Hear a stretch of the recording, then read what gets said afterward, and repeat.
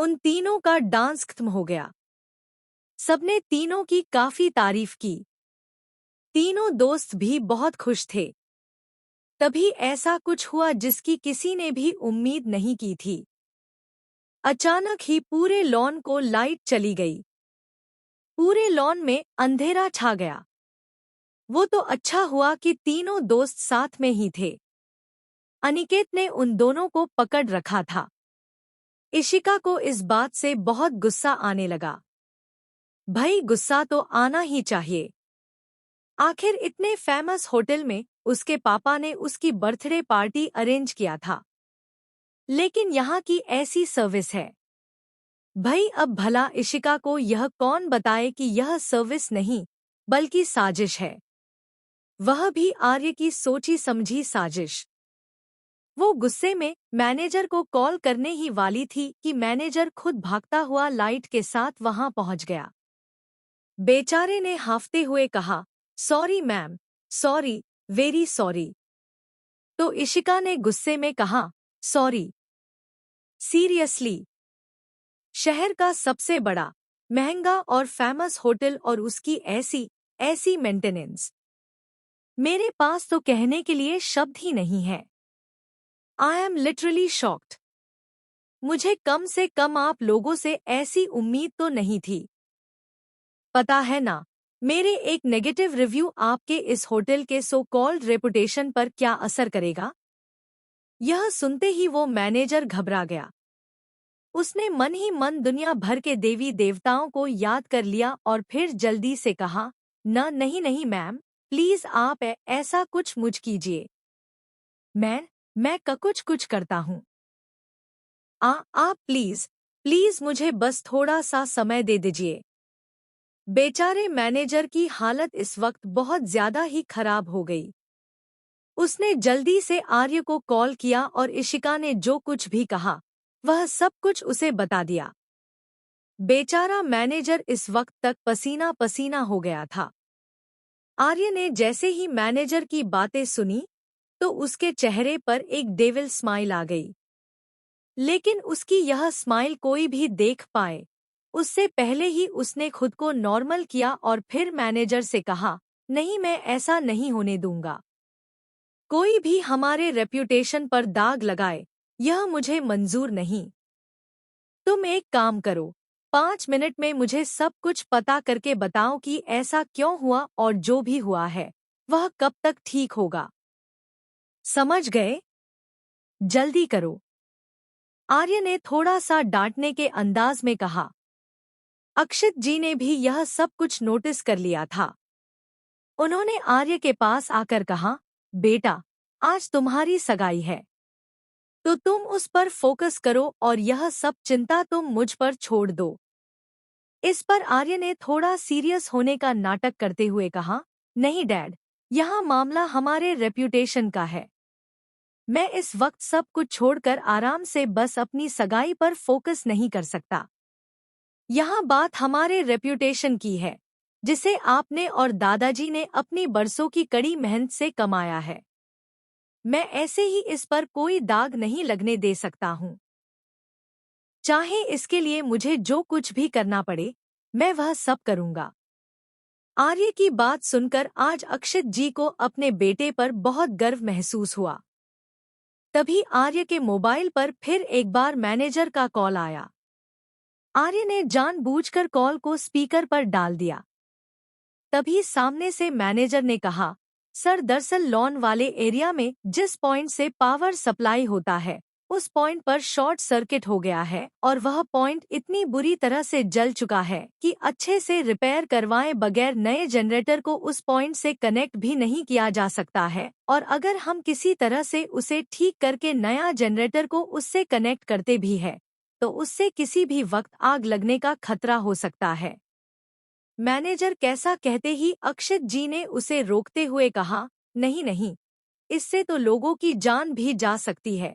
इतना कहकर उन्होंने अपना सिर पकड़ लिया और फिर आगे कहा, हे भगवान, इतने साल में आज तक कभी भी ऐसा नहीं हुआ कि आ ग्रुप ऑफ एंटरप्राइज के किसी भी ब्रांच से नाखुश होकर गया हो। आज पहली बार ऐसा हो रहा है।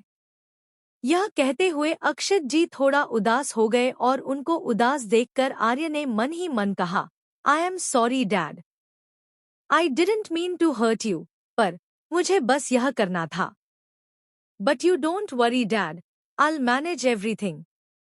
मन ही मन यह सब कहने के बाद उसने अक्षत जी से कहा, डोंट वरी डैड, मैं अभी कुछ करता हूँ, आप चिंता मत कीजिए। अक्षत जी से इतना कहकर उसने मैनेजर से कहा, मैनेजर तुम अभी के अभी उन लोगों के पास जाओ और जाकर उन लोगों से कहो कि उन लोगों की पार्टी जैसी चल रही थी वैसे ही चलेगी। बस फर्क इतना है कि पहले उन लोगों की पार्टी लॉन में हो रही थी और अब टेरेस पर होगी। इस होटल का मालिक ने खुद उन लोगों से रिक्वेस्ट किया है कि वे लोग सब टेरेस पर आ जाएं। जैसे ही अक्षत जी ने आर्य की बात सुना तो उन्होंने आर्य का कंधा पकड़ते हुए कहा, लेकिन बेटा, आज तो तुम्हारी सगाई है और ऐसे में यह सब कुछ कैसे मैनेज होगा? ऊपर से माया के बारे में तो सोचो, उसे कितना बुरा लगेगा। तो इस बात पर आर्य ने उनको जवाब देते हुए कहा, नहीं डैड, अगर वो मुझसे सच में प्यार करती है तो वो मेरे प्रॉब्लम को जरूर समझेगी और मैं जो कुछ भी कर रहा हूँ उसने मेरा पूरा पूरा साथ देगी। आर्य ने अपनी बात खत्म किया ही था कि वहां पर प्रेमलता जी आ गई। उन्होंने आते हुए उन दोनों की कुछ बातें सुन ली थी। जब उन्होंने अक्षत जी से इस बारे में पूछा तो उन्होंने प्रेमलता जी को भी सारी बातें बता दिया और आर्य ने जो किया वह भी बता दिया। पूरी बात सुनने के बाद प्रेमलता जी ने भी आर्य को माया से बात करने की सलाह दी तो वो माया से बात करने चला गया। दूसरी ओर लॉन में इशिका गुस्से से आग बबूला हो रही थी और मन्नत और अनिकेत उसे शांत कराने की कोशिश कर रहे थे। मन्नत ने इशिका को शांत कराते हुए कहा, देख ईशु, यह बस एक हादसा है। तेरे गुस्सा करने से क्या सब कुछ ठीक हो जाएगा? नहीं ना? तो तू अपने गुस्से की आग को थोड़ा शांत कर और देख तो ले पहले कि उन लोगों का इस बारे क्या कहना है।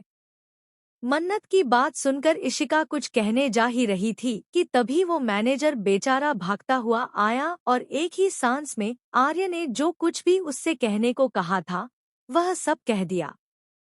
मैनेजर की बात सुनकर अब इशिका का गुस्सा थोड़ा शांत हुआ और उसने मैनेजर की बात मानते हुए कहा, ठीक है, अब अगर तुम्हारा बॉस इतना इंसिस्ट कर ही रहा है तो मैं भी अपना बड़पन दिखाते हुए उनकी ऑफर को एक्सेप्ट करती हूँ और हम सब मेरी बर्थडे पार्टी अब टेरेस पर ही मनाएंगे। जैसे ही इशिका ने ऐसा कहा तो मन्नत ने उसकी बाजू को पकड़कर उसे थोड़ा साइड में खींचते हुए ले गई और फिर कहा, तू पागल हो गई है क्या? ऐसे कैसे तू उनका ऑफर एक्सेप्ट कर सकती है? वैसे भी मैंने सुना है आज इस होटल के मालिक का एंगेजमेंट की पार्टी है वहां टेरेस पर, तो ऐसे में हम वहां पर कैसे जा सकते हैं? मैं नहीं जा रही वहां, तुझे जाना है तो तू जा। इतना कहकर मन्नत इशिका की ओर पीठ करके खड़ी हो गई। प्रेमलता जी और अक्षत जी की बात मानते हुए आर्य ने जाकर माया को सब कुछ बता दिया। वैसे तो माया एक मुस्कुराहट के साथ आर्य की बात मान गई। उसने मुस्कुराते हुए कहा, कोई बात नहीं आर्य, मेरे लिए हमारी सगाई ज्यादा इम्पोर्टेंट है, फिर चाहे वह कैसे भी क्यों ना हो। वैसे एक तरह से अच्छा ही हाँ, ऐसे सगाई होने से मुझे तो हमारी सगाई जिंदगी भर याद रहेगी। माया की बात सुनकर आर्य ने मुस्कुराते हुए उससे कहा, थैंक्स माया, थैंक्स मुझे समझने के लिए। इतना कहकर वो वहां से दूसरी ओर चला गया। आर्य के जाते ही माया के चेहरे की मुस्कुराहट भी गायब हो गई, जिससे यह तो साफ पता चल रहा था कि उसकी इतनी मुस्कुराहट सिर्फ ऊपरी तौर पर ही थी। मन ही मन उसने गुस्से से तिलमिलाते हुए खुद से ही कहा, ओ गॉड, यह सब आज ही होना था। और यह आर्य, इसे तो जैसे इस सगाई से कोई मतलब ही नहीं है। कोई बात नहीं एमआर आर्यमन अग्निहोत्री, जो करना है कर लो, पर तुम्हें तो मैं इतनी आसानी से नहीं छोड़ने वाली। तभी माया के साथ खड़ी एक थोड़ा गुस्से में कहा, माया दिस इज टू मच। वो तेरे साथ ऐसा कैसे कर सकता है? यह तो सीधा सीधा तेरा इंसल्ट करना हुआ। And he can't insult you like this. यह लड़की और कोई नहीं बल्कि माया की इकलौती दोस्त कामिनी है। माया के मम्मी पापा का बहुत पहले ही डाइवोर्स हो चुका है। उन दोनों को माया से कुछ खास लेना देना नहीं है। वह दोनों ही अपने अपनी जिंदगी में व्यस्त है। माया को भी उनसे कुछ खास लगाव नहीं है। सिर्फ दिखाने के लिए उसने मम्मी पापा को अपनी सगाई के बारे में बताया, तो उन लोगों ने भी फोन पर ही माया को उसकी सगाई के लिए बधाई और आशीर्वाद दे दिया। फिलहाल उसकी सगाई के लिए उसकी इकलौती बेस्ट फ्रेंड कामिनी ही आई हुई है। कामिनी की बात सुनकर माया के होठों पर एक शैतानी मुस्कान खिल गई।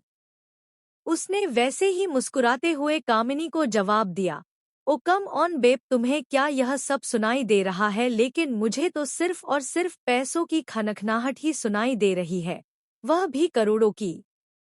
नहीं नहीं, करोड़ों की नहीं, उससे भी बहुत ज्यादा, ढेर सारी। इतना कहकर माया ने कामिनी को एक आंख मार दिया, तो कामिनी के चेहरे पर भी वही शैतानी मुस्कान तैर गई। फिर दोनों दोस्त खिलखिलाकर हंसने लगे। उधर नीचे मन्नत इशिका को समझाने में लगी हुई थी। मन्नत, देख इशू, माना कि उन्होंने हमें बुलाया है, लेकिन सिर्फ उन्होंने बुलाया है और बस इसीलिए हम मुंह भी उठा के चल देंगे। यह ठीक नहीं लगता है यार। ऊपर से आज उनके बेटे की सगाई भी तो है एक तरह से उनकी भी तो एक प्राइवेसी की बात है ना? तू समझ रही है ना मेरी बात? इशिका ने अपना मुंह बिगाड़कर मन्नत को घूरते हुए मन ही मन सोचा, हाँ, यहाँ इसकी दोस्त की बर्थडे पार्टी खराब हो गई, यह इसको ठीक लगता है। लेकिन पता नहीं वहाँ किस घोचुराम की सगाई है जहाँ हमें बुलाया गया है। इन देवी जी को वहाँ जाना ठीक नहीं लगता है। ऊपर वाले की बनाई हुई इकलौती ही पीस है ये। लेकिन मेरा नाम भी इशिका है। मुझे पता है अगर मैंने सीधा सीधा कहा तब तो यह मोहतरमा बिल्कुल भी नहीं जाएगी। इसीलिए तो मैंने भी सोच लिया है कि तुझे कैसे लेकर जाना है वहां पर। उम्मा, मेरी बर्थडे खराब करके घोचू सगाई करेगा? करवाती हूँ। 10 बातें ना सुनाया तो मेरा नाम भी इशिका नहीं हाँ। इशिका मन ही मन यह सब सोचते हुए तरह तरह के मुंह बना रही थी। उसे ऐसे देखकर मन्नत और अनिकेत दोनों ही कंफ्यूज हो गए। दोनों ने पहले तो एक दूसरे को देखा, फिर मन्नत ने इशिका को थोड़ा जोर से आवाज लगाते हुए एक बार फिर पुकारा और कहा, इशू इशू इशिका। इशिका को अब होश आया और वो अपने ख्यालों की दुनिया से बाहर आ गई। मन्नत, इशू, तू तब से क्या सोचे जा रही है? मैंने तुझसे कुछ कहा, तूने सुना? इशिका, हाँ हाँ हाँ हाँ, सुना ना मैंने सुना। तूने क्या कहा? लेकिन मन्नत, एकदम मासूम सा फेस बनाए हुए, तूने एक बात तो सोची ही नहीं। मन्नत, हैरान होते हुए, कौन सी बात?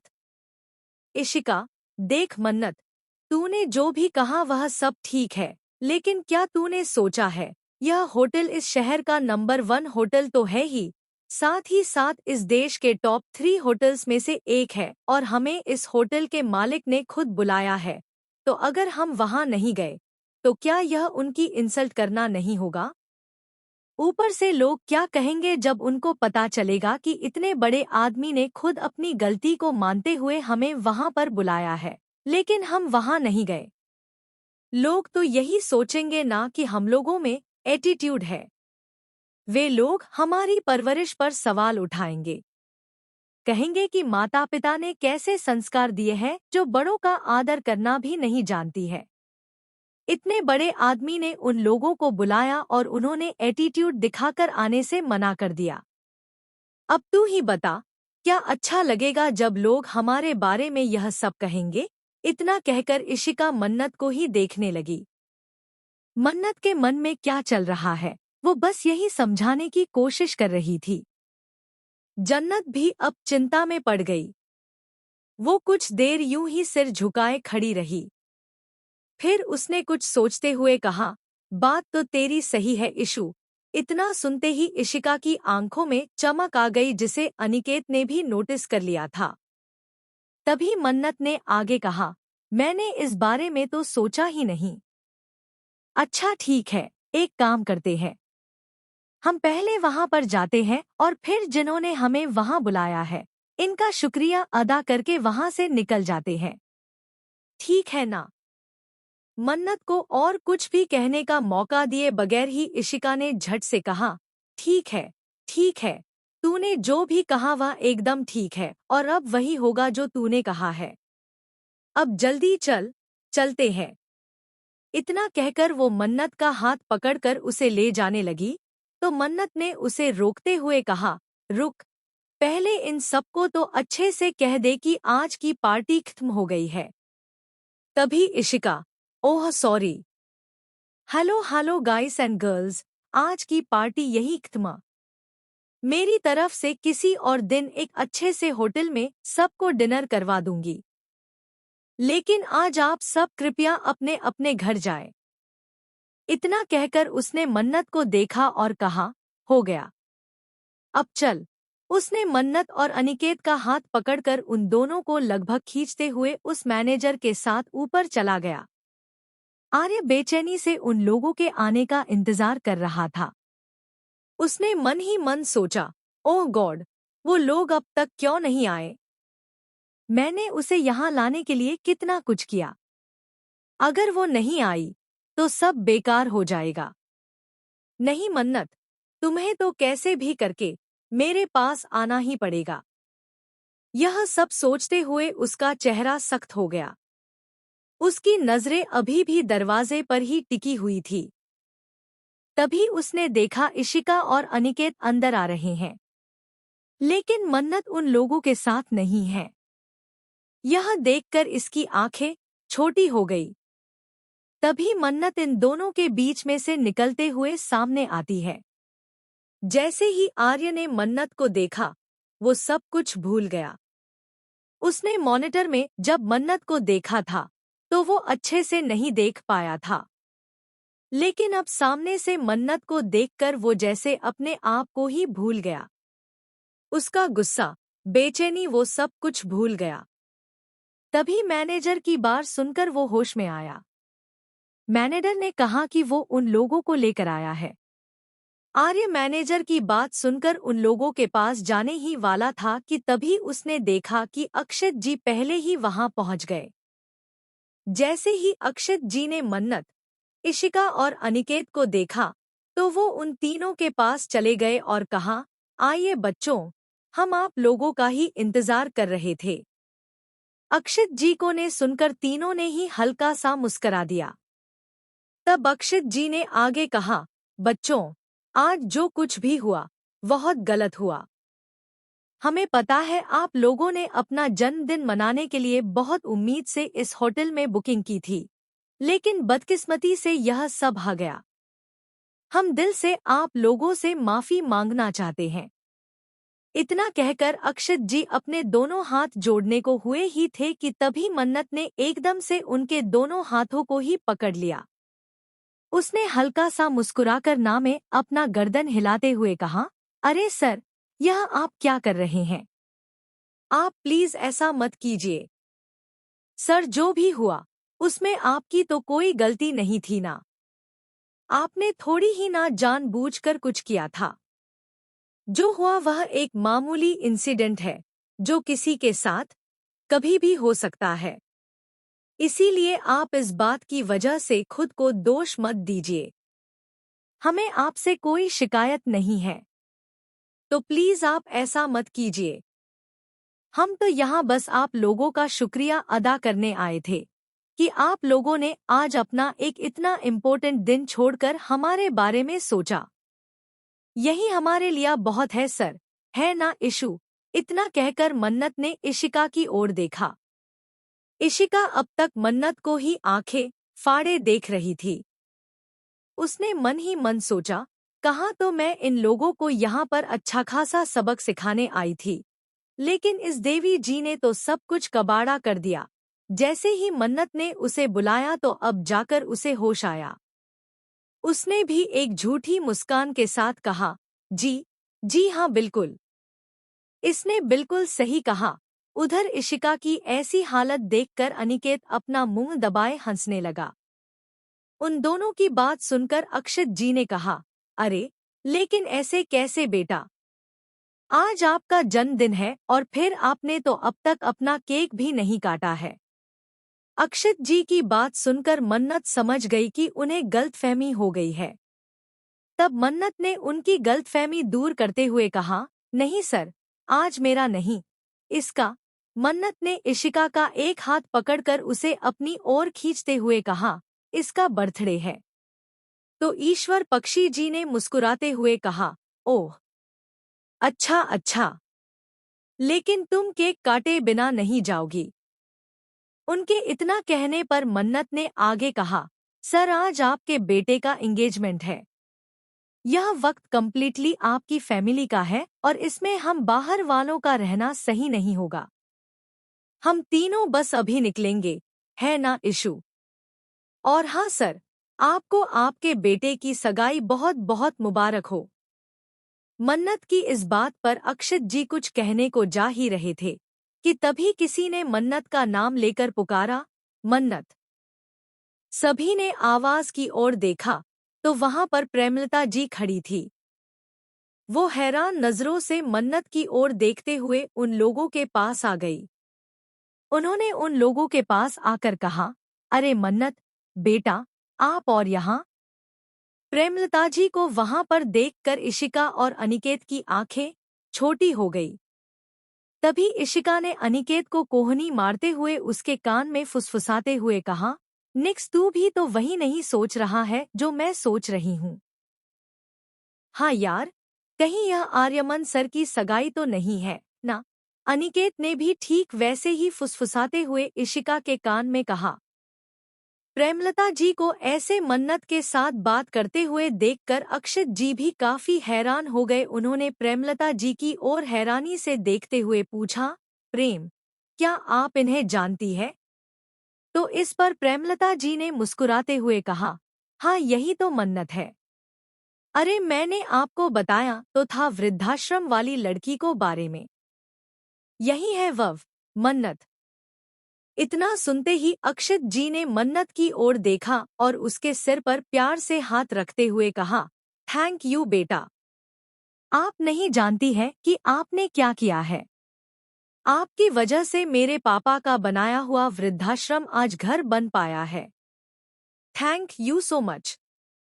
इस पर मन्नत ने ना में अपना सिर हिलाते हुए कहा, ऐसी कोई बात नहीं है सर। वहाँ सब मेरे दादा दादी के जैसे ही है और जब भी मैं उन लोगों के लिए कुछ करती हूँ तो मुझे बहुत अच्छा महसूस होता है। तभी मन्नत को कुछ याद आया और उसने प्रेमलता जी से पूछा, वैसे आंटी आप यहाँ?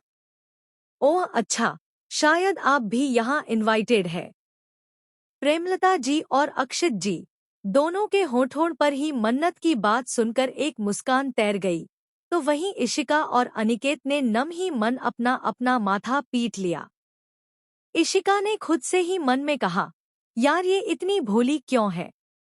इशिका मन्नत से कुछ कहने ही वाली थी, तभी किसी ने कहा, नहीं ये खुद दूल्हे की माँ है। सबने उस ओर देखा तो वहां आर्य खड़ा था। उसके होठों पर इस वक्त एक मुस्कान थी। वो वैसे ही मुस्कुराते हुए उन लोगों के सामने आकर खड़ा हो गया। इशिका और अनिकेत मन्नत को ही देखने लगे। मन्नत ने जैसे ही आर्य को देखा तो एक पल के लिए उसकी होठों की मुस्कान फीकी पड़ गई। उसने मन ही मन कहा, ओह, तो आप सच में सगाई कर रहे हैं और मुझे लगा कि आप। उसने अपनी मन की बात अधूरी ही छोड़ दिया और फिर फटाफट से खुद को संभालते हुए कहा, कॉन्ग्रेचुलेशन सर।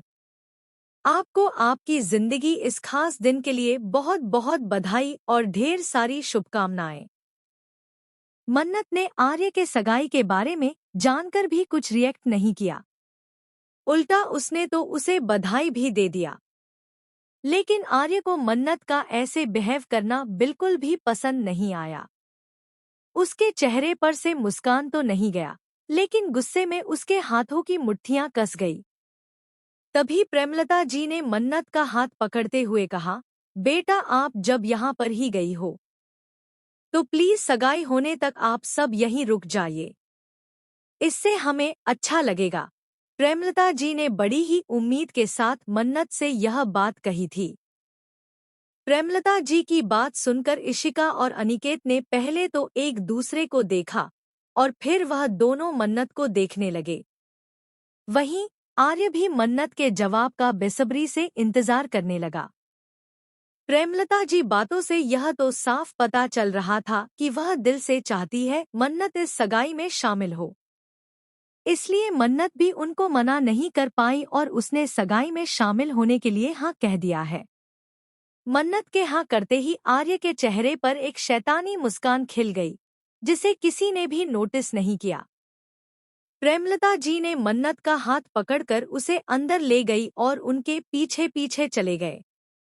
आर्य ने बस मन ही मन कहा, यहाँ आने के लिए तुम्हारा शुक्रिया मन्नत। अब देखो आगे तुम्हारे साथ और क्या क्या होता है। खुद से इतना कहकर वो भी सबके पीछे पीछे अंदर चला गया। पार्टी अपने ही रफ्तार में चलने लगी। इशिका और अनिकेत मन्नत के साथ साथ ही थे। तभी वहां पर करण आ गया। वो पार्टी में दूसरे गेस्ट्स के साथ था, लेकिन जैसे ही उसे पता चला कि उसकी गुड़िया भी इस पार्टी में आई हुई है तो वो बाकी सब छोड़कर अपनी गुड़िया के पास चला गया। मन्नत भी करण को देखकर काफी खुश हो गई। लेकिन मन्नत को खुश देखकर भला हमारा आर्य कैसे खुश हो सकता है। उसने तो मन्नत को जलाने का पूरा मन बना लिया है। तभी तो मन्नत के सामने वो माया का कुछ ज्यादा ही ख्याल रखने लगा। कभी वो उसके लिए जूस ले आता तो कभी खाने के लिए कुछ हेल्दी स्नैक्स में आता या फिर ऐसे ही उसके बालों को ठीक करने लगता या फिर उसके बालों को उसके कान के पीछे करने लगता। यह सब करते हुए वो बस चोर नजरों से मन्नत को ही देखे जा रहा था। लेकिन हमारी मन्नत तेरी भोली भाली और सीधी सादी सी लड़की, वो कहाँ समझने वाली है यह सब जलना जलाना। ऊपर से मन्नत ने तो खुद ही अब इस बात को भी मान लिया है कि उन दोनों के बीच जो कुछ भी हुआ था वह एक ऐसी दुर्घटना थी जिसे भूल जाना उन दोनों की ही आगे आने वाली जिंदगी के लिए बहुत जरूरी है। इसलिए उसने अपने मन में आ रहे सभी भावनाओं को वहीं पर रोक दिया और वो सिर्फ इस वक्त को खुशी खुशी एंजॉय करने लगी। उसके लिए आर्य की सगाई से भी ज्यादा जरूरी उसके दोस्त का बर्थडे था जिसे वो दिल खोलकर एंजॉय कर रही थी।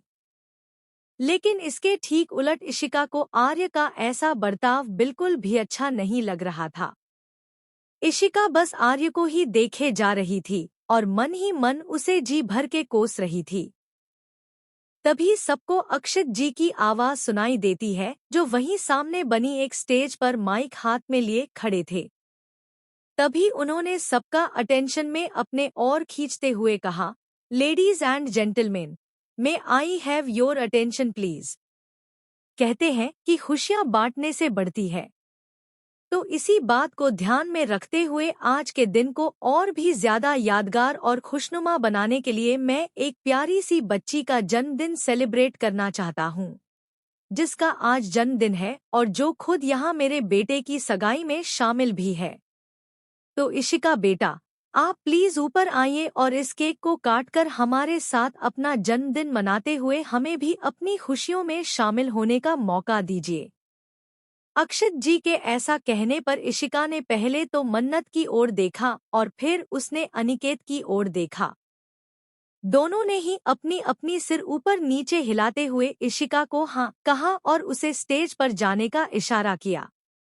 इस पर इशिका ने मुस्कुराते हुए मन्नत और अनिकेत का हाथ पकड़कर स्टेज की ओर चली गई।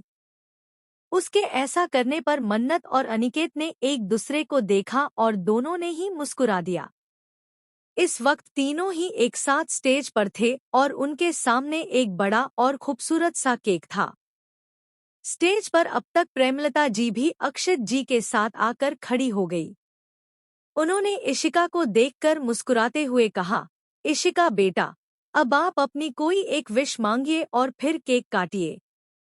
प्रेमलता जी के ऐसा कहने पर इशिका ने फिर एक बार अपने दोनों दोस्तों की ओर देखा और तीनों ने ही आंखों से एक दूसरे को कुछ इशारा किया।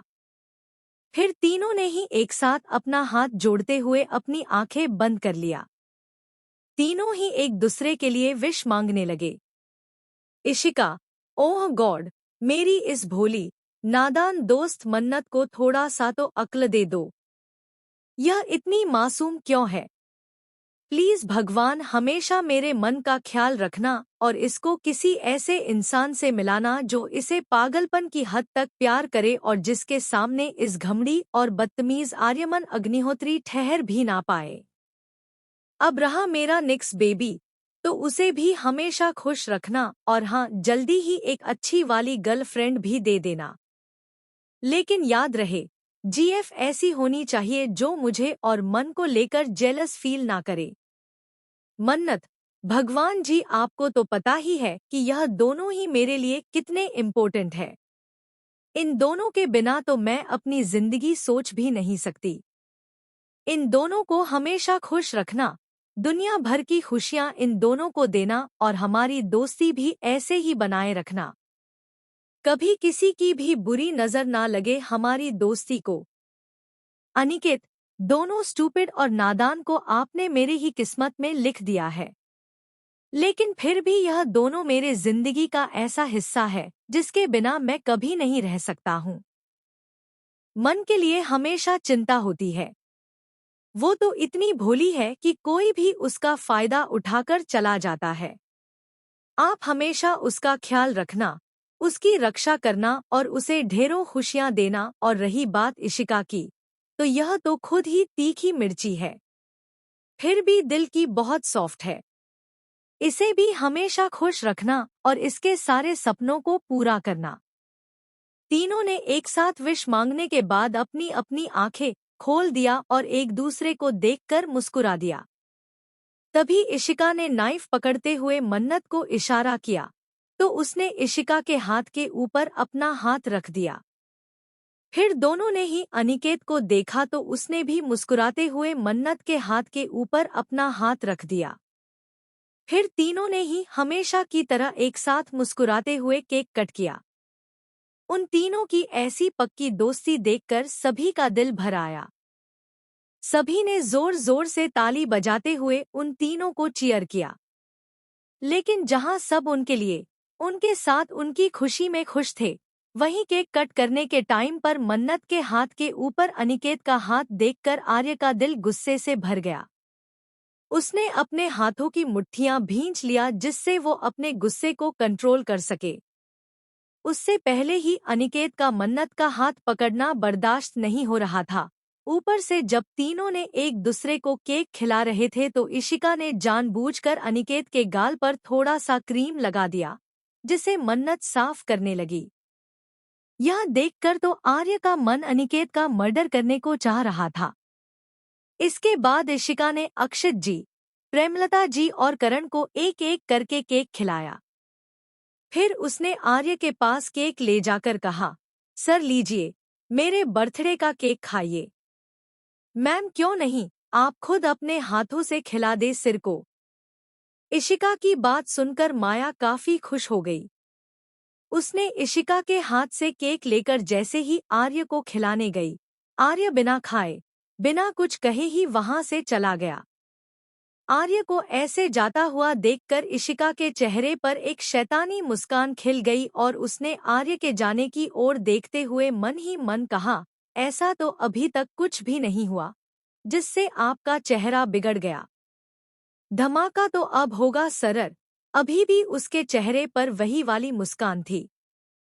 अक्षित जी इस वक्त काफी राहत महसूस कर रहे थे। जो हुआ था उससे उनके इतने सालों के बिजनेस करियर में हमेशा के लिए एक दाग लग जाता। लेकिन वक्त रहते ही सब कुछ संभल गया और यही बात उन्हें तसल्ली दे रही थी। अक्षत जी यही सब सो रहे थे कि तभी उन्हें इशिका की आवाज सुनाई दी। Hello everyone, thank you so much कि आज आप सब ने मेरा बर्थडे सेलिब्रेट करके मेरे इस जन्मदिन को और भी यादगार और खूबसूरत बना दिया। इसके लिए मैं आप सबका दिल से धन्यवाद करती हूँ। लेकिन मेरा बर्थडे है और वह भी सिर्फ केक कट के सेलिब्रेट हो। ना, काफी बोरिंग है, नहीं? तो क्यों ना इसे थोड़ा इंटरेस्टिंग बनाया जाए और इसके लिए क्यों ना कुछ नाच गाना हो जाए। मैं सभी खूबसूरत जोड़ियों से रिक्वेस्ट करती हूँ, प्लीज आप सब हॉल के सेंटर में आ जाइए। इतना कहकर इशिका होस्ट के हाथ में माइक थमाते हुए नीचे उतरकर सीधा प्रेमलता जी और अक्षत जी के पास चली गई। उसने उन दोनों से रिक्वेस्ट करते हुए कहा, सर, मैम प्लीज, आप दोनों भी चलिए ना। मैं चाहती हूँ कि आप दोनों भी सबके साथ डांस करें। इतना सुनते ही प्रेमलता जी ने कहा, लेकिन हम कैसे? उनकी बात को बीच में ही रोकते हुए इशिका ने कहा, रे आप दोनों क्यों नहीं? क्या आपको पता भी है, इस वक्त यहाँ आप दोनों सबसे ज्यादा खूबसूरत, परफेक्ट और बेस्ट कपल है। इसीलिए आप दोनों का डांस करना तो बनता ही है। Please sir, please ma'am. और वैसे भी सर आपसे जितना प्यार करते हैं ना, मैं गारंटी देकर कह सकती हूँ कि यहाँ पर मौजूद कोई भी कपल एक दूसरे से उतना प्यार नहीं करता है। तभी तो आज भी सर कितने प्यार से आपका नाम लेकर बुलाते हैं। इशिका ने फ्लो में सारी बातें कह दी। तभी उसे एहसास हुआ कि उसने बातों बातों में क्या सब कह दिया। इशिका ने झट से दांतों तले अपनी जीभ को दबा लिया और अक्षत जी और प्रेमलता जी को ऐसे देखने लगी जैसे मानो उसने कोई गलती कर दिया हो। इशिका की बातों पर अक्षत जी को जोरों की हंसी आने लगी, लेकिन उन्होंने किसी तरह से अपनी हंसी को रोक लिया और बस मुस्कुराने लगे। वहीं उन दोनों से थोड़ी ही दूर खड़ी मन्नत और अनिकेत ने जब इशिका की ऐसी बातें सुनी तो दोनों की ही आंखें बड़ी हो गई। मन्नत में अनिकेत को कोहनी मारते हुए एकदम धीरे से कहा, निक्कू, यह सब इशू क्या बोले जा रही है? कुछ कर, रोक उसे। इस पर अनिकेत ने भी वैसे ही धीमी आवाज में मन्नत से कहा, अबे यार मैं क्या करूं? तुझे तो पता ही है कि इसका दिमाग और इसके जुबान के बीच का कनेक्शन कटा हुआ है। अनिकेत की बात पर मन्नत नहीं फिर एक बार उसकी ओर देखा और फिर दोनों ही लगभग भागते हुए इशिका के पास पहुंच गए। वहीं दूसरी ओर इशिका की ऐसी बातें सुनकर प्रेमलता जी को थोड़ी सी शर्म आ गई। इससे पहले कि इशिका और कुछ भी उल्टा सीधा कहे, उन्होंने बात पलटते हुए कहा, अच्छा ठीक है, हम डांस करेंगे, लेकिन मेरी एक शर्त है। आज से आप भी हमें मन्नत की तरह आंटी कहकर बुलाएंगी, मैम नहीं। कहिए, मंजूर है हमारी बात?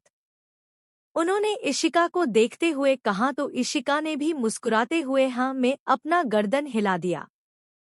फिर इशिका उन दोनों को लेकर हॉल के सेंटर में चली गई। तभी उसे थोड़ी दूरी पर आर्य खड़ा दिखाई दिया। एक बार फिर से इशिका के होठों पर एक शैतानी मुस्कान खिल गई। उसने माया के पास जाकर कहा, एक्सक्यूज मी मैम, वैसे तो इस पार्टी की सेंटर ऑफ अट्रैक्शन आप दोनों ही है, लेकिन आप यहाँ अकेली खड़ी है और वहाँ सर किसी से बात कर रहे हैं। क्या यह अच्छा लगता है? और फिर इस वक्त तो सर को आपके साथ होना चाहिए था। देखिए तो जरा, कैसे सारे कपल्स एक साथ डांस कर रहे हैं। यहाँ तक कि आपकी खुद की इन-लॉज भी तो डांस कर रहे हैं। लेकिन जिनकी सगाई है, वही दोनों डांस फ्लोर से गायब है। लोगों के बीच इस बात का कितना गलत इंप्रेशन पड़ रहा है।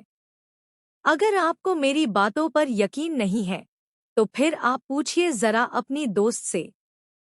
इशिका ने इतना कहते हुए माया के साथ खड़ी कामिनी की ओर इशारा कर दिया। इस पर कामिनी ने भी थोड़ा सा सीरियस होते हुए कहा, वैसे माया, यह लड़की बात तो सही कह रही है। तुझे आर्य के पास जाकर उसे भी डांस के लिए कहना चाहिए। कामिनी के ऐसा कहने पर माया ने कामिनी को देखा, तुम उसने भी हाँ में अपना गर्दन हिला दिया। तो माया वहां से आर्य के पास चली गई। इशिका माया को जाते हुए देखकर मुस्कुराने लगी। ऐसा लग रहा था जैसे उसने कुछ सोच रखा हो। माया आर्य के पास चली गई और जाकर उसके साइड में खड़ी हो गई। आर्य ने माया की और सवालिया नजरों से देखा तो माया ने सामने खड़े लोगों को देखकर कहा, excuse me gentleman, if you guys don't mind, can I have a talk with him please. Maya ने बड़ी ही पोलाइट होकर कहा, तो सामने खड़े उन लोगों में से एक ने कहा, oh sure sure, why not. Actually देखा जाए तो इसमें गलती हमारी ही है, क्योंकि आज तो आप दोनों का ही दिन है और हमने खामखा में आपके होने वाले मंगेतर पर ही कब्जा जमा लिया। अच्छा ठीक है, आप लोग बातें कीजिए, हम चलते हैं। इतना कहकर वे लोग मुस्कुराते हुए आगे चले गए। माया के ऐसा करने पर आर्य थोड़ा सा नाराज हो गया। उसने माया से थोड़ा रुखे अंदाज में पूछा, व्हाट इज दिस माया? यह क्या था? ऐसी कौन सी इमरजेंसी आ गई जो तुम्हें ऐसे बीच में आना पड़ा? Do you even have any idea कि ये लोग मेरे कितने इम्पोर्टेंट क्लाइंट हैं? I mean what's wrong with you Maya? Arya का ऐसा बिहेवियर देखकर माया हैरान हो गई। उसने पलटकर आर्य से पूछा, seriously Arya, what's wrong with me? Babe, what's wrong with you? अगर तुम भूल गए हो तो तुम्हें बता दूं कि आज हमारी सगाई है। जरा देखो अपने आसपास नजर दौड़ाकर। कहने को तो यह हमारी सगाई है, लेकिन हमें छोड़कर बाकी सब यहाँ एंजॉय कर रहे हैं। और हाँ, वह देखो, तुम्हारे मॉम एंड डैड, दोनों में इस उम्र में भी कितना प्यार है। दोनों एक दूसरे के साथ डांस करते हुए कितने खुश दिख रहे हैं। और हम? मैम बिल्कुल सही कह रही है सर। बुरा मत मानिए सर, लेकिन आपको देखकर तो ऐसा ही लग रहा है जैसे मैम आपके माथे पर बंदूक पकड़ के आपसे यह सगाई करवा रही है। या फिर कहीं ऐसा तो नहीं है कि आप किसी चीज से भगाने के लिए या फिर किसी बात को छुपाने के लिए यह सगाई कर रहे हैं? इशिका ना जाने कहां से अपने हाथ में एक आइसक्रीम पकड़े हुए आर्य और माया के सामने फुदकती हुई आ धमकी। उसने बड़ी ही बेपरवाही से आइसक्रीम खाते हुए अपने होठों पर एक टेढ़ी मुस्कान वह सारी बातें उन दोनों के सामने कह दिया। उसके ऐसा करने से आर्य की आंखें छोटी हो गई। उसने मन ही मन सोचा, आखिर ये करना क्या चाहती है? वैसे तो मुझे जहां तक पता है, ये खुद भी माया को पसंद नहीं करती है। तो फिर यह अचानक से उल्टी गंगा कैसे बहने लगी? आर्य अपने मन में यही सब सोच रहा था कि तभी उसे माया ने पुकारा, आर्य। आर्य अपने सोच से बाहर निकल आया। वैसे तो उसे इशिका के किसी भी बात से कोई फर्क नहीं पड़ता है, लेकिन माया को फर्क पड़ा। उसने आर्य को पुकारा और सवालिया नजरों से आर्य को ही देखने लगी। आर्य ने जैसे ही माया को देखा तो वो समझ गया कि इशिका ने आग में घी डाल दिया है। तो उसने माया को समझाते हुए कहा, अरे Maya, I think you are right. आज हमारा इतना स्पेशल दिन है और देखो ना, मैं भी ना यहाँ भी बिजनेस लेकर बैठ गया। आई एम सो सॉरी माया। अच्छा छोड़ो यह सब, तुम वैसे क्या कह रही थी? ओह हाँ, तुम तो डांस के बारे कह रही थी। तो चलो अब हम भी वहाँ सबके साथ डांस करते हैं। इतना कहकर इशिका को कुछ भी कहने का मौका दिए बगैर वो माया को वहां से लेकर चला गया। इधर इशिका भी अपनी आइसक्रीम को एंजॉय करते हुए उन दोनों को ही जाते हुए देख रही थी। उसके चेहरे पर अभी भी वो डेविल स्माइल थी। अपने चेहरे पर एक कुटिल मुस्कान के साथ इशिका आइसक्रीम खा रही थी और वो आर्य और माया को ही जाते हुए देख रही थी। उनको जाते हुए देखकर उसने मन ही मन कहा, जाओ सर जाओ, अपनी आंटी के साथ जाओ। अब तक मेरे मन को दिखाने के लिए बहुत आंटी से चिपक रहे थे ना, तो लो, अब मैं आपको आपकी आंटी के साथ ऐसे चिपकाऊंगी ना कि चाहकर भी आप आंटी से पिक्स नहीं छुड़ा पाएंगी। हुन्हा, बड़ा आया मेरे को जलाने वाला। इनको क्या पता कि मन कितनी स्ट्रॉन्ग मेंटालिटी की लड़की है। एक बार अगर उसने कुछ फैसला कर लिया, फिर तो खुद भगवान के लिए भी उसका फैसला बदलना नामुमकिन है। इशिका अपनी ही सोच में गुम थी कि तभी उसके सामने अचानक कहीं से अनिकेता धमका। उसने इशिका को मुस्कुराकर कहीं देखते हुए आइसक्रीम खाते देखा, तो उसने की उसकी नजरों का पीछा किया। जब उसने देखा कि इशिका आर्य और माया को ही जाते हुए देख रही है, तो उसकी आंखें छोटी हो गई।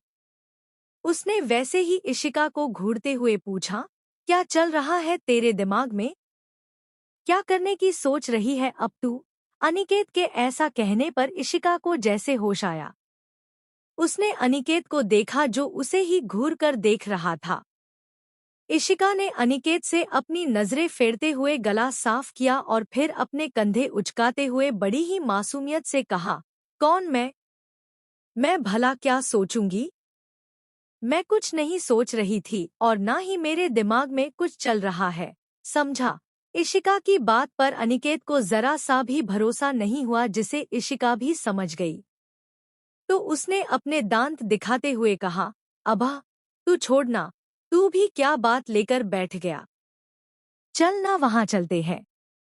देख सब डांस कर रहे हैं, चल हम भी डांस करते हैं। वैसे ये मन कहाँ है? इधर उधर देखते हुए, अरे वो रही, करण सर के साथ। चल हम वहां चलते हैं। इतना कहकर अनिकेत को आगे कुछ भी कहने का मौका दिए बिना ही इशिका वहां से भाग गई। अनिकेत ने ना में अपना सिर हिला दिया और वो भी उन लोगों के पास चला गया। करण और मन्नत आपस में कुछ बात कर रहे थे। तभी इशिका वहां पर आ गई। इशिका ने करण को देखते हुए कहा, अरे करण सर, आप डांस नहीं कर रहे हैं क्या? इस पर करण ने मुस्कुराते हुए जवाब दिया, वह क्या है ना, डांस तो मैं कर लूं, लेकिन उसके लिए डांस पार्टनर का होना भी तो जरूरी है ना, और मेरे पास फिलहाल कोई डांस पार्टनर ही नहीं है। करण ने बस अपनी बात कहा ही था कि तभी इशिका ने झट से बोल पड़ी, बस इतनी सी बात है। अरे आप चिंता क्यों करते हैं? मैं हूं ना, मेरा भी तो अब तक कोई पार्टनर नहीं बना है, तो क्यों ना आप और मैं ही पार्टनर बन जाएं? इशिका एक साथ में ही पूरी बात कह गई। लेकिन उसके ऐसे बोलने पर मन्नत और अनिकेत उसे आंखें फाड़े देखने लगे। अपनी बात खत्म करके इशिका ने जब उन दोनों की ओर देखा, तो उन दोनों के चेहरे को देखकर उसे एहसास हुआ कि एक बार फिर से वो कुछ ज्यादा ही बोल गई। तो उसने एकदम से मासूम सा चेहरा बना लिया। उधर करण को तो इन तीनों की ऐसी हरकतें देखकर बहुत हंसी आ रही थी, लेकिन उसने अपनी हंसी को कंट्रोल किया और बहुत ही शांत और नॉर्मल होकर कहा, वैसे आइडिया अच्छा है, मुझे कोई प्रॉब्लम नहीं है। राइट इशिका? इस पर इशिका ने भी अपनी बत्तीसी दिखाते हुए कहा, जी सर बिल्कुल। और वैसे भी हम कॉलेज में थोड़ी ही ना है, यहाँ मैं आपकी पार्टनर बन ही सकती हूँ। इतना कहकर इशिका एक बार फिर से मुस्कुराने लगी। तो करण ने अपना हाथ आगे करते हुए कहा, एकदम ठीक कहा तुमने। तो अब हम चले। इशिका ने भी करण के हाथ में हाथ रखते हुए कहा, जी बिल्कुल, चलिए। और फिर दोनों ही वहां से डांस फ्लोर की ओर चले गया। ये डांस तो माया के साथ कर रहा था, लेकिन उसकी नजरें रह रहकर मन्नत पर जाकर रुक रही थी। मन्नत इस वक्त अनिकेत के साथ अकेली खड़ी थी और यह बात आर्य को बिल्कुल भी अच्छा नहीं लग रहा था। उसने मन ही मन कहा, ओह, अब समझा, तो यह प्लान था मिस इशिका का। इसलिए ही वो बार बार माया को मेरे साथ डांस करने के लिए उकसा रही थी, ताकि मुझे यहाँ माया के साथ बिजी करके खुद उन दोनों को अकेले टाइम स्पेंड करने का मौका देना चाहती थी। Not bad miss Ishika. Arya जब यह सारी बातें सोच रहा था तब उसके चेहरे पर एक टेढ़ी स्माइल थी। लेकिन यह टेढ़ी स्माइल कोई मामूली मुस्कान नहीं थी। यह एक खतरनाक मुस्कान थी जिसमें से आर्य का गुस्सा साफ साफ झलक रहा था। अनिकेत और मन्नत एक जगह पर खड़े होकर सबको डांस करते हुए देख रहे थे। तभी अनिकेत ने मन्नत से कहा, मन, मेरे पैरों में खुजली हो रही है। अनिकेत की बात सुनते ही मन्नत ने झुककर उसके पैरों की ओर देखते हुए कहा, क्या? कहाँ? और क्यों? मन्नत को यूं झुककर अपने पैरों की ओर देखता पाकर अनिकेत ने उसे उसके कंधे से पकड़ते हुए सीधा खड़ा कर दिया और फिर थोड़ा उतावला होते हुए कहा, अरे, ऐसे नहीं थे बुद्धू। खुजली से मेरा मतलब है कि मुझे भी उन सब की तरह डांस करना है। अनिकेत की बात सुनकर अब मन्नत को थोड़ी राहत मिली। उसने कहा, ओह, तो यह बात है। हाँ तो ठीक है, जाकर डांस कर। हाँ चल। इतना कहकर अनिकेत मन्नत का हाथ पकड़कर उसे भी अपने साथ ले जाने लगा। जब मन्नत को समझ में आया कि अनिकेत उसे भी अपने साथ डांस करने के लिए ले जा रहा है, तो उसने अचानक से उसका हाथ झटक दिया और 2 कदम पीछे हो गई। मन्नत के ऐसा करने से अनिकेत उसे सवालिया नजरों से देखने लगा, तो मन्नत ने उसे पलटकर पूछा, यह तू क्या कर रहा था? इस पर अनिकेत ने अपने कंधे उचकाते हुए जवाब दिया, और क्या कर रहा था? तुझे डांस फ्लोर पर ले जा रहा था। मन्नत, अरे वही तो मैं पूछ रही हूँ। तू मुझे डांस फ्लोर पर क्यों लेकर जा रहा था? अनिकेत, तू बेवकूफ है क्या? डांस फ्लोर पर लोग क्यों जाते हैं? सीधी सी बात है। मैं तुझे वहां डांस करने के लिए लेकर जा रहा था। मन्नत, तू पागल है क्या? मुझे नहीं करना कोई डांस वांस, और वह भी यहाँ। तू जाकर किसी और को ढूंढ ले। मैं नहीं जा रही। अनिकेत, थोड़ा सा मुंह बनाते हुए, यार मन, यह क्या बात हुई? तू तो जानती है ना, मैं सिर्फ तेरे साथ ही तो डांस करता हूँ। और फिर इस वक्त कहाँ मुझे कोई और पार्टनर मिलेगी? देख जरा, सभी अपने अपने पार्टनर्स के साथ डांस करने में बिजी है। मन्नत, ना, मैं अपना सिर हिलाते हुए, फिर भी मैं नहीं जा रही। निक्कू, तू तो जानता है ना। अनिकेत, अरे यार, तू क्यों इतना डरती है सर से? और वैसे भी आज तो यह उनके मम्मी पापा भी है। उन लोगों के सामने वो कुछ भी करने की हिम्मत नहीं करेंगे।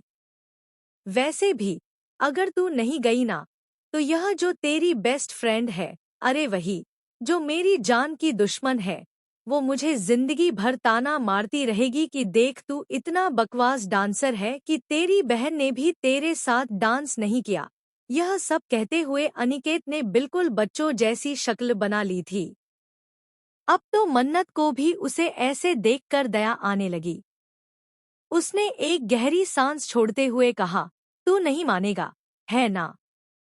तो इस पर अनिकेत ने अपनी बत्ती सी दिखाते हुए ना मैं अपना सिर हिला दिया। उसके ऐसा करते ही मन्नत को जोर की हंसी आ गई और वो खिलखिलाकर हंसने लगी। उसे ऐसे दिल खोलकर हंसता हुआ देखकर अनिकेत भी हंसने लगा। उसने हंसते हुए ही अपना हाथ आगे करके कहा, तो फिर चले? इस पर मन्नत ने भी अपना हाथ अनिकेत के हाथ में देते हुए कहा, हाँ चलो। इतना कहकर वो दोनों ही मुस्कुराते हुए डांस फ्लोर की ओर चले गए। यहाँ अनिकेत के हाथ में जैसे ही मन्नत ने अपना हाथ दिया, वहाँ डांस फ्लोर पर आर्य की पकड़ माया की हाथ में और भी कस गई। माया को अब थोड़ा सा दर्द होने लगा, लेकिन उसने कुछ कहा नहीं। तभी मन्नत और अनिकेत भी डांस फ्लोर में पहुंच गए। उन्हें देखकर करण ने कहा, अरे वाह, जब मैंने कहा तब तो नहीं आई और अब अनिकेत के साथ डांस करने आ गई। इस पर इशिका ने जवाब दिया, मन्नत अनिकेत को कभी मना नहीं कर सकती।